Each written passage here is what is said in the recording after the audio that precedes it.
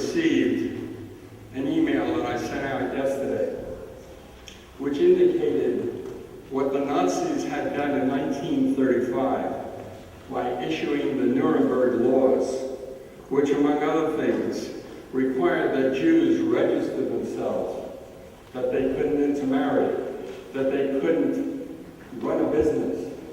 What happened, the reason I sent that out, was that history has repeated itself. And the Ukrainian Jews on April 14th, just a day or two ago, were told to register. So this is something that's happening now in real time, and we should be aware of it. I have one other thing to mention before I begin the program. At the Auschwitz crematorium, there were piles and piles and piles of shoes, each shoe representing a human being.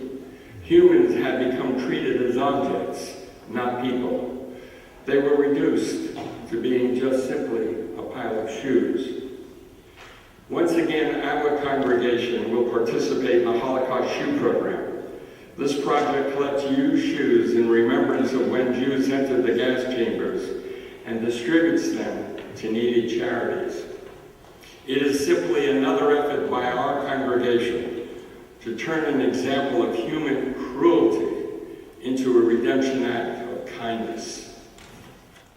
When we come to the other world and meet the millions of Jews who died in the camps, and they ask us, "What have you done?"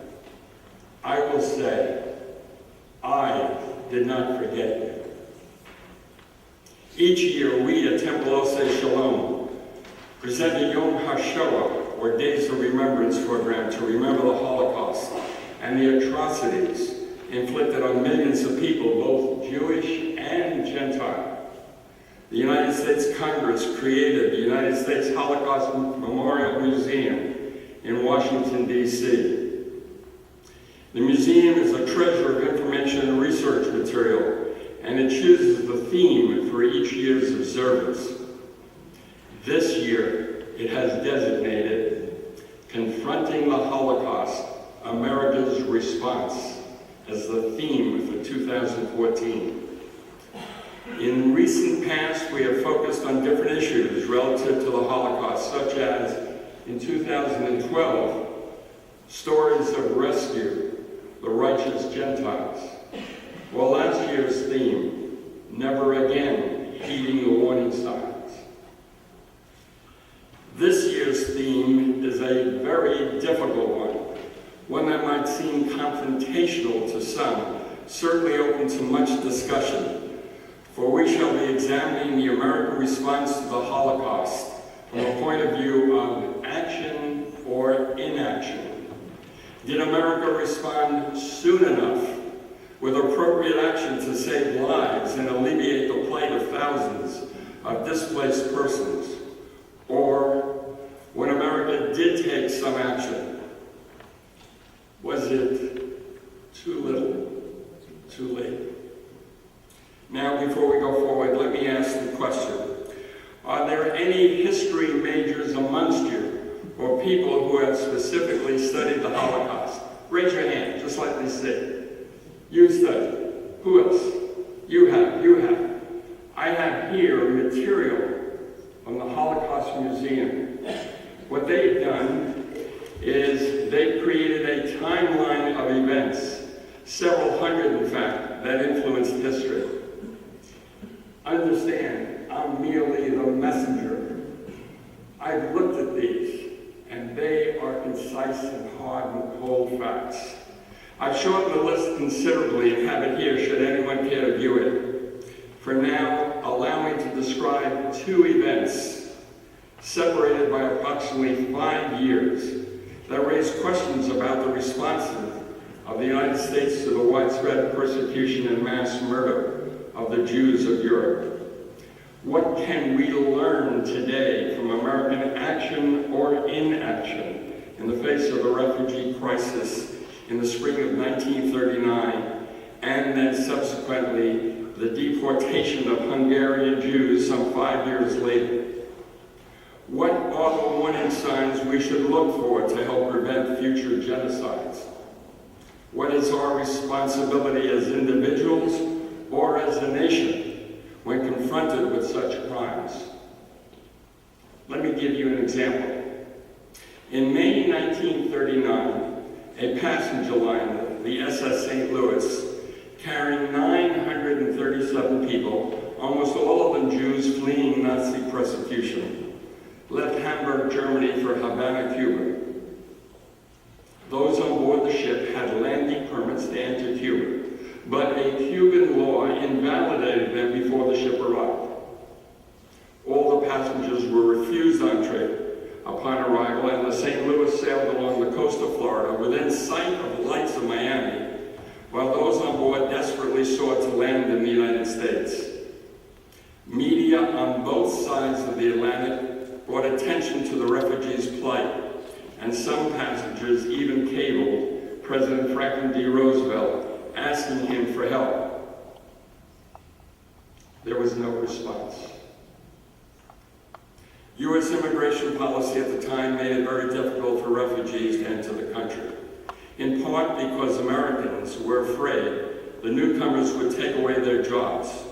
Remember, we had just experienced a period of great economic hardship, the Great Depression. The captain of the St. Louis returned to Europe, where most of them were trapped by the German invasion in the spring of 1940. Most died in the Holocaust. America's response: too little, too late.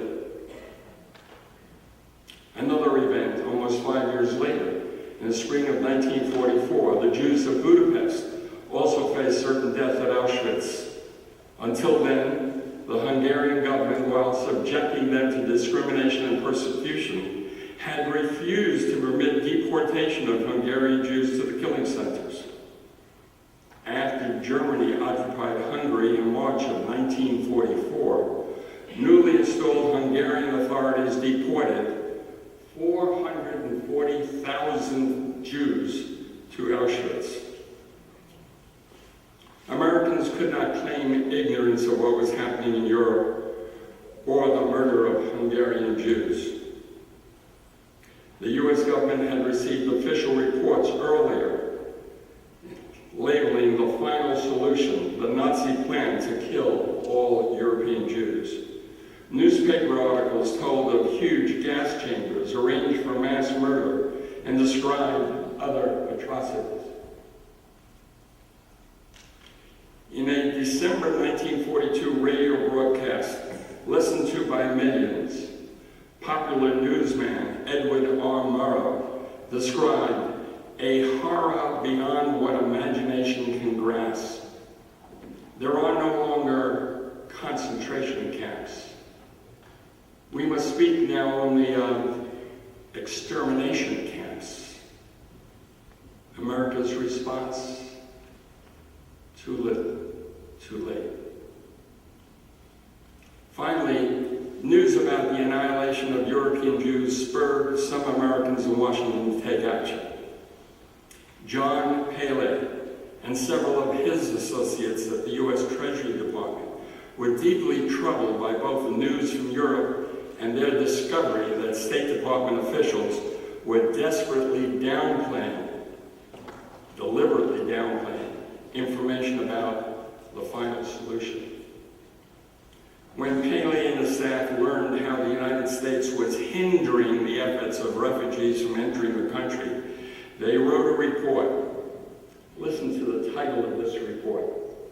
A report to the Secretary of the acquiescence of this government to the murder of the Jews. Fairly strong.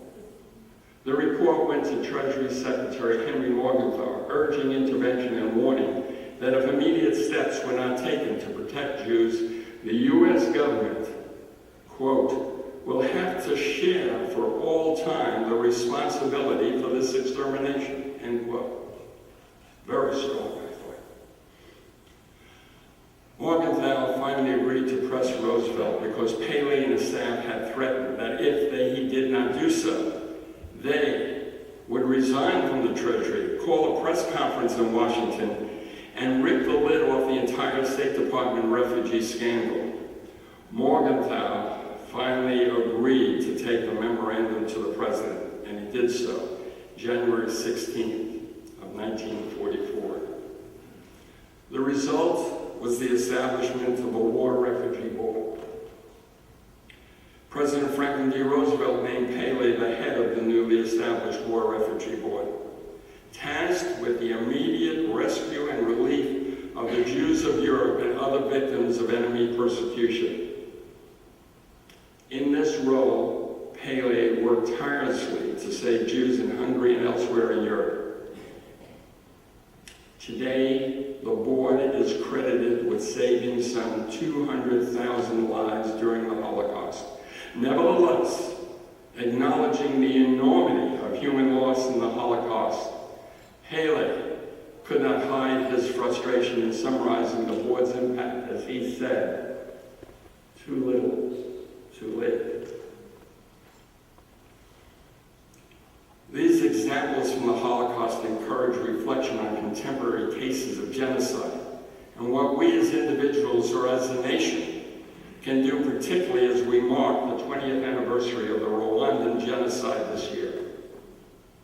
Despite warnings of imminent violence made by the head of the UN Assistance Mission for Rwanda, the world and the United States failed to act, and some 800,000 people were murdered within 100 days in 1994.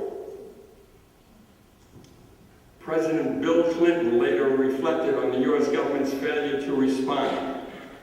He said, quote, "If we'd gone in sooner, I believe we could have saved at least a third of the lives that were lost," end quote. America's response, too little, too late. What have we as individuals or as a nation learned from the examples described here this evening? As long as genocide remains a threat, as long as people are persecuted, as long as the world is not at peace, we must continue to ask ourselves about the consequences of action or inaction. Ours is the obligation to speak out when we see an injustice, to demand equality when a wrong is perpetrated. In essence, to do what is right morally and ethically, as we have been taught by our Judaic principles. Will you and I be able to say, "I did not forget you"? That is how we must strive to fulfill the promise of never again. Thank you.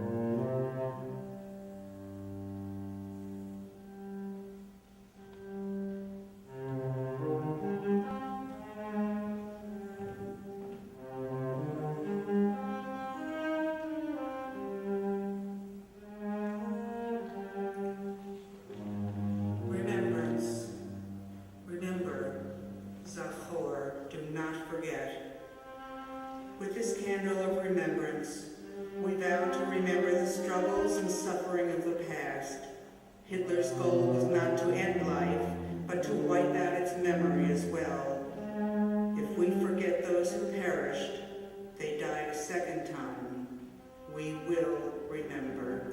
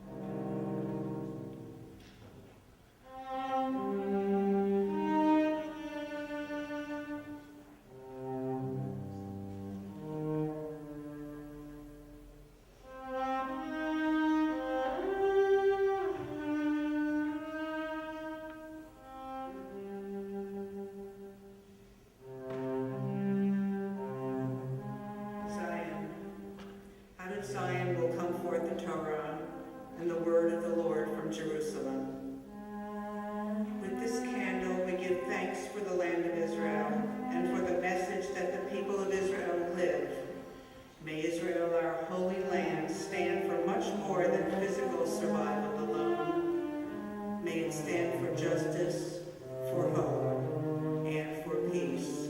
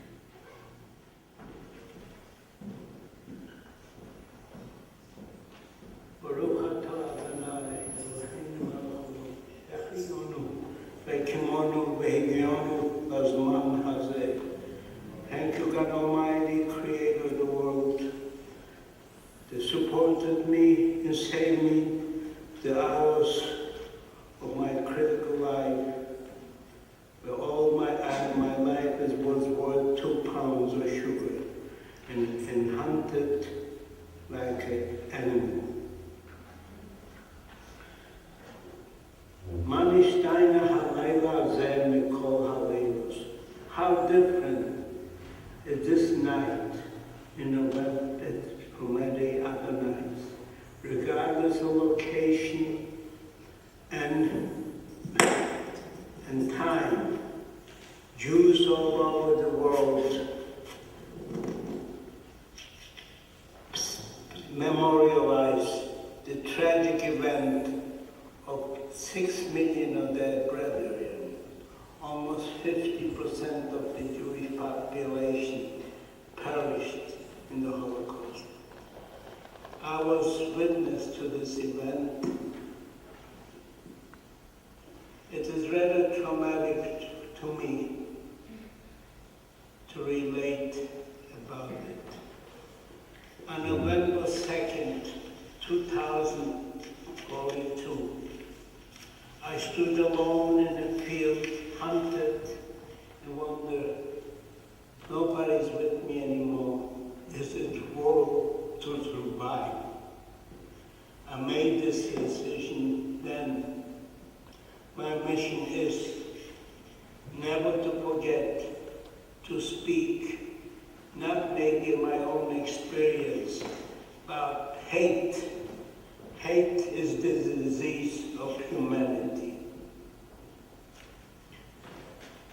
I believe that the events of the history of the Jewish people and mankind during the Holocaust period must be told time and again and educated the future generations of Jews and non-Jews to know about it, read about it, and speak about it. I spoke to most of the schools in this area or wherever I lived. My emphasis on the period of Holocaust is that the myth, a hoax, or painful reality. I would like to address my remark to you. It sheds a light on this event. By the virtue of my own experience study, I analyze anti-Semitism in the spectrum of red that emerged at the Nazi Party in period leading to the Holocaust. Rabbi Lebanon, President Berry, his wife and friends, congregants, and guests. I'm taking the liberty to address my opening remarks in Yiddish, the mother tongue of most of European Jewry. Teure Brüder, Schwester, lieber Freund und Gast. Heim begrüße ich euch in Yiddish, das Mameluschen auf der umgekommenen Volk, eine Kultur, eine Tradition auf hunderte Jahre. Schreiber, Poeten, Philosophen in der weltberühmte Yeshiva, the School of Learning. My name is Elvin Kappel. I'm a Holocaust survivor witness to the meticulous plan to destroy the Jews in Eastern Europe. To witness this unspeakable murder, torture, and starvation in the ghettos and the concentration camp. For the past 50 years, I have dedicated myself to this mission and pledge never to forget.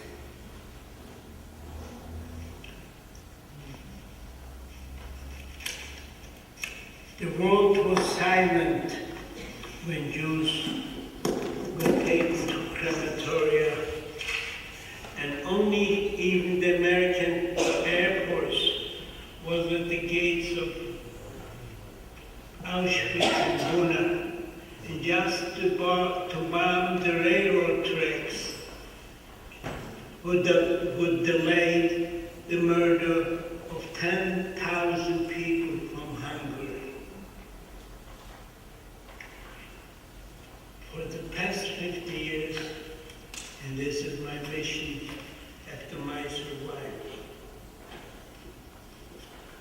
Tonight, we remember 12 million human beings who perished in concentration camps and death camps.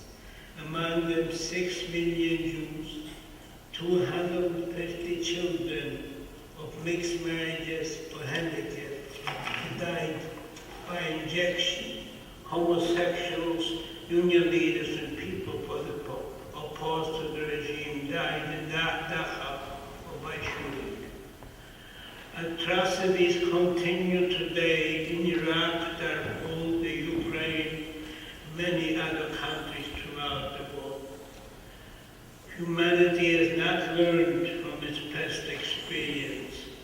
Again, anti-Semitism is rising its ugly head, and Holocaust deniers call it a figment of our imagination, while we're still a small number of Holocaust survivors and military liberators are still alive. We as a community join communities of the world to memorialize the victims and pledge never to forget, to teach it to younger generation, teach the younger generation about hate, the disease of humanity. The Jews in millennia perfected the art of survival, like a phoenix rising from the ashes, and built the state of Israel. Am Yisrael Chai.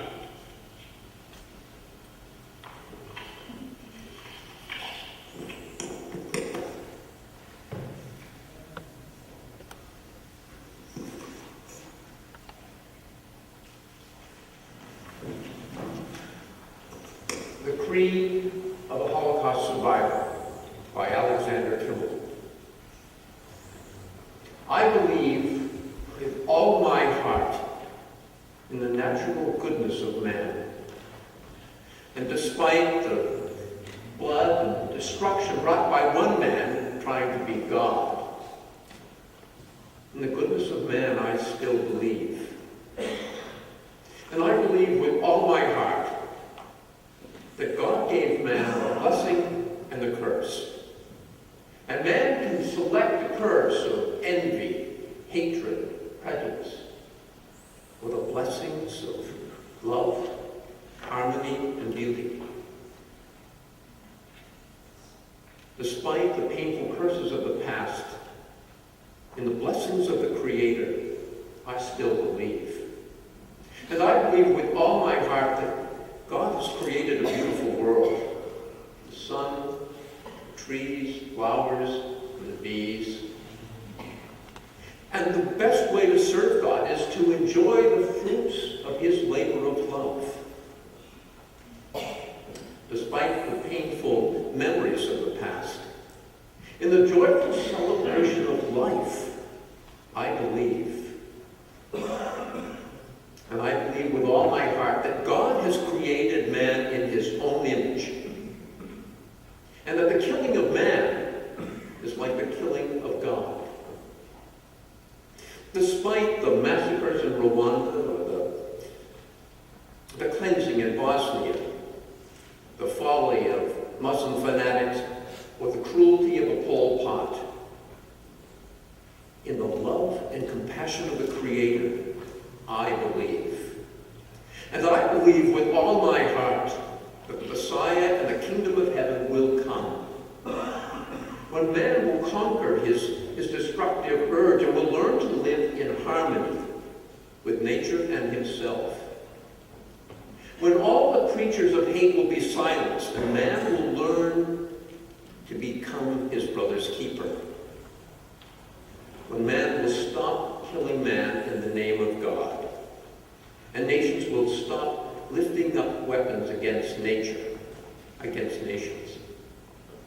When this will happen, I don't know. But despite all signs to the contrary, in the dawn of a better world, I most firmly do believe.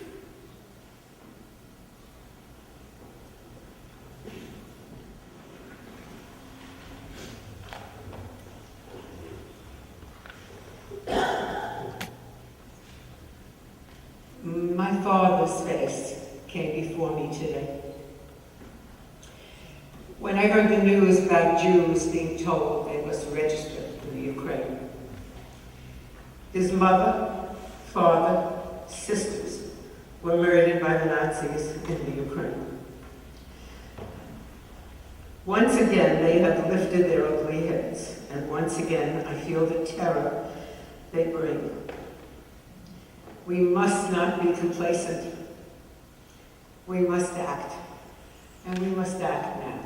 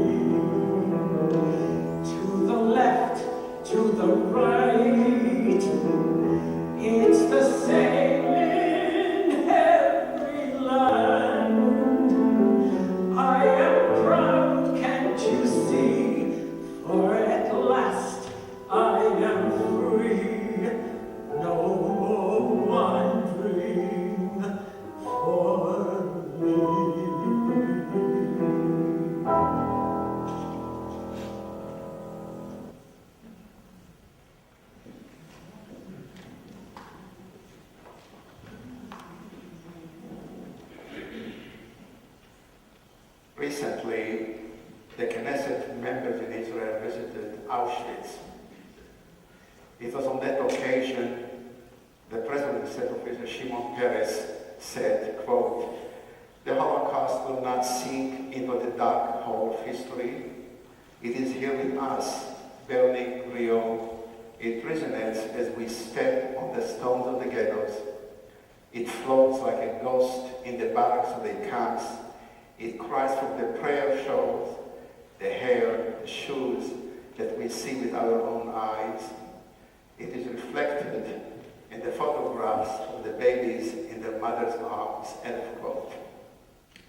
In 1942, 3 students at the Jewish Theological Seminary decided they were done with watching helplessly as the Germans pursued the mass murder of millions of European Jews. They were done listening as the American President Franklin Roosevelt insisted nothing could be done to help. American Jewish leaders were confused, divided, and afraid that speaking out in protest would be seen as undermining the Allied war effort. American Christian leaders paid little attention to the most horrific tragedy of modern times. These 3 rabbinical students decided they were not helpless. With no office, no funds, no organizational experience, they decided to shatter the silence before it was too late. One of these 3 students, Noah Golinkin, blessed memory, the effort he was most proud of was standing up to break the silence of international apathy. There is a book about his efforts, co-written by his son, Rabbi David Golinkin, that explains that the trio first established their own student action committee to publicize the news from Europe and probe Jewish leaders to adopt a more activist approach. In December 1942, they recruited rabbinical students from Reform and Orthodox seminaries to join them in a delegation that met with Dr. Stephen Wise, the most prominent American Jewish leader of that era. Wise was not receptive to their suggestions, such as calling for increased Jewish refugee immigration to the United States. He feared such steps might stimulate anti-Semitism. The students left Wise's office disappointed, yet they were determined to take action even without the Jewish leadership approval. In early 1943, they brought together conservative, Reform, and Orthodox rabbinical students to meet in an inter-seminary Jewish-Christian conference to raise public consciousness about the Holocaust. Hundreds of students and faculty attended, with sessions alternating between the Jewish Theological Seminary and its Protestant counterpart, nearby Union Theological Seminary. Speakers and panel participants included prominent Jewish and Christian leaders, among them the heroic Valiant Fry, who during 1940 had defied the State Department and personally rescued refugees trapped in Vichy, France. In the aftermath of the conference, Noam Golinkin and his fellow students sent a memorandum to various Jewish leaders outlining their ideas for a more activist response than used from Europe, and to raise public awareness of the Holocaust, pointing to the success of their interfaith conference as evidence that many Christians would support a campaign to press FDR for action. In February 1943, these three rabbinical students at the Jewish Theological Seminary took pen in hand to challenge the administration position. Their controversial article titled "Retribution is Not Enough" argued that the U.S. should do much more than merely make out post-war retribution to war criminals. Ways have to be found to rescue Jews immediately. The article also decried the apathy of the mainstream Jewish leadership. What have the rabbis and leaders done to arouse themselves and their communities to the demands of the hour, the article asked? What have they undertaken to awaken the conscience of the American people? This was a very daring stand to take. By publicly challenging the policies of the administration and the experienced leaders in their community, these three students risked their own careers. They were rabbinical students being groomed for pulpits in synagogues across the country, but that did not deter them. The students had their greatest impact on the Synagogue Council of America, the national umbrella group for Orthodox, Conservative, and Reform synagogues. Shortly after meeting the Students' Committee, and just 5 days after the article published, the Synagogue Council announced the establishment of an emergency committee to raise Jewish and Christian consciousness about the Nazi genocide. At the students' suggestions, the new committee announced a 7-week publicity campaign to coincide with the traditional period of semi-mourning between Passover and Shavuot. Synagogues throughout the country adopted the committee's proposal to recite special prayers for the injury, limit their occasions of amusement, observe partial fast days and moments of silence, write letters to political officials and Christian religious leaders, and hold memorial protest rallies in which congregants wore black armbands that were designed. The gathering received a significant coverage in the newspapers and on the radio. This important Jewish-Christian alliance helped raise American public consciousness about the Nazi slaughter of the Jewry. Alerting the public increased the interest of Congress and the media in the possibility of rescuing Jews from Hitler, which in turn increased the pressure on the White House to intervene. In the early 1944, after a year of mounting pressure and protest, President Roosevelt established the War Refugee Board. During the final 18 months of the war, the board rescued over 200,000 Jews from Hitler. Among the things, it also sponsored rescue activities of Frau Wallenberg in Hungary. It was a drop in the bucket, just around the time when the army was secretly diverting men and resources to rescue European art stolen by the Nazis, as depicted in the movie The Monument Men, though it sadly seems that human lives, Jewish lives, have less value in the eyes of the government.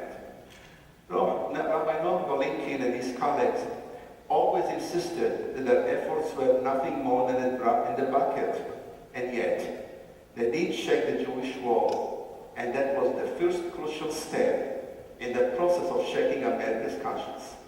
Why do I share with you this story tonight? We are observing tonight Yom HaShoah, the Holocaust Memorial, not just to remember, but hopefully also to learn and teach the lessons of the Holocaust. First and foremost of this lesson is not to stand idle by the blood of others.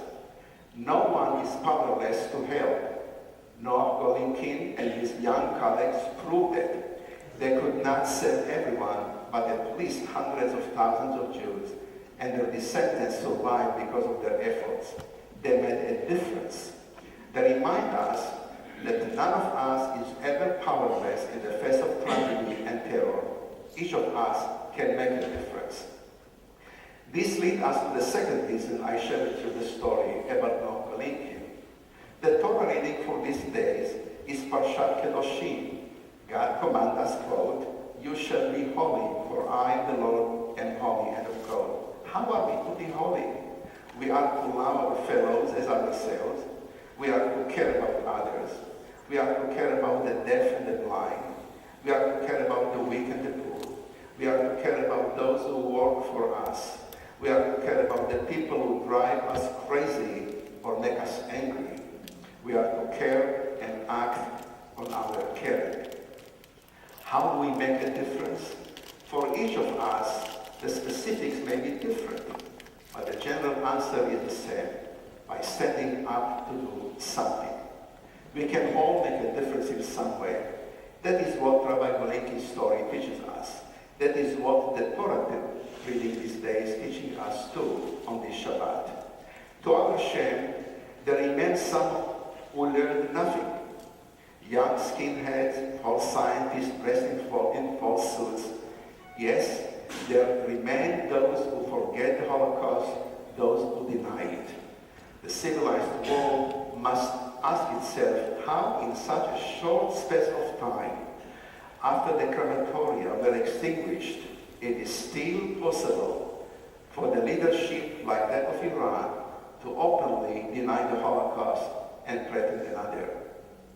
In a recent article in the Wall Street Journal, I read about Dr. Caroline Stardy-Collis, who is a British forensic archaeologist. Much of her work is with police departments, often literally digging up missing persons, so she is used to uncovering remains. Still, what she discovered during her research at the Treblinka death camp was so emotionally wrenching it forced her to tears. Treblinka was actually two camps. Treblinka 1 was supposedly a labor camp. Treblinka 2 was almost certainly the most efficient murder operation in the history of mankind. But facing an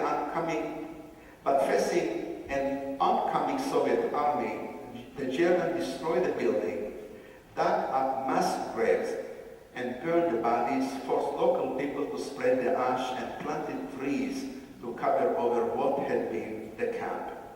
They could not make it completely disappear, but the absence of physical evidence allowed Holocaust deniers to maintain that Treblinka 2 was a transit, not a death camp. Here comes Dr. Stardy-Collis and her team, working with the cooperation of the Treblinka Museum and Polish authorities, and with the blessing of the Chief Rabbi of Poland. They used 21st century technology to find what the Nazis tried to obscure for the past 70 years ago. Nothing remained on the grounds except the museum and the forest planted by the Germans. Utilizing a system called light and radar, they were able to see through the foliage and found faint imprints they thought might be the camp's original foundation. In relatively short time, that uncovered human remains. The team was visibly moved by the discoveries, and it was heartwarming to see the reverence with which they treated the remains, which were subsequently reburied under the rabbi's supervision. It took a little longer to make discovery in Treblinka too, but eventually the team uncovered the location of a gas chamber as well as more body parts, personal effects, and most interesting, a Magen David on a pile. Studying Colley's work is increasingly important as the number of survivors shrink and all that is left are only distant memories. Thank you. Exalted and compassionate God,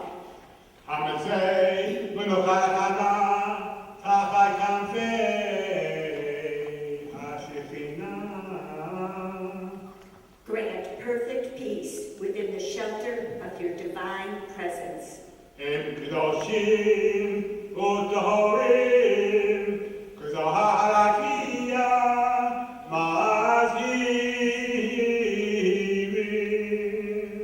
To the holy and the pure,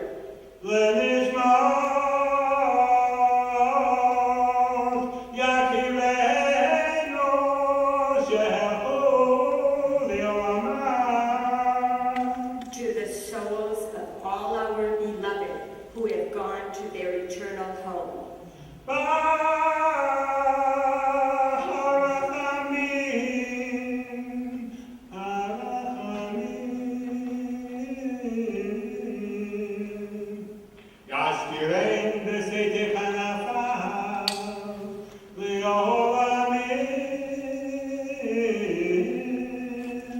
May their memory endure as an inspiration for goodness and charity.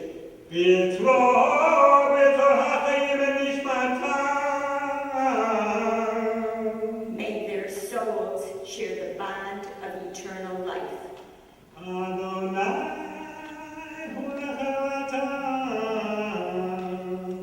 The eternal God is their heritage.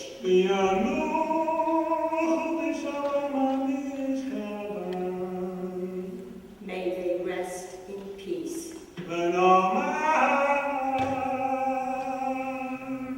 And let us say,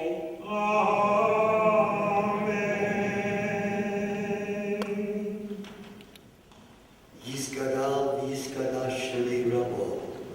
V'yolod v'yokim seim v'yikmamoso. V'chayim kol v'yomechom. V'chayim kol beis Yisrael.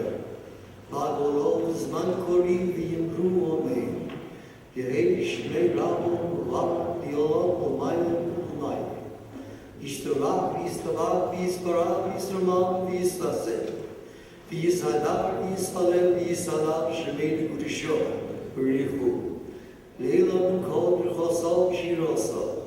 Tush b'chosal v'nechamosal d'amiron v'yormo. V'yimru omein. Yehi shalom rava m'shemayim v'chayim oleinu. V'yakol Yisrael v'yimru omein. Oseh Shalom v'mermo. Hu yaseh shalom. Oleinu v'yakol Yisrael. V'yimru omein.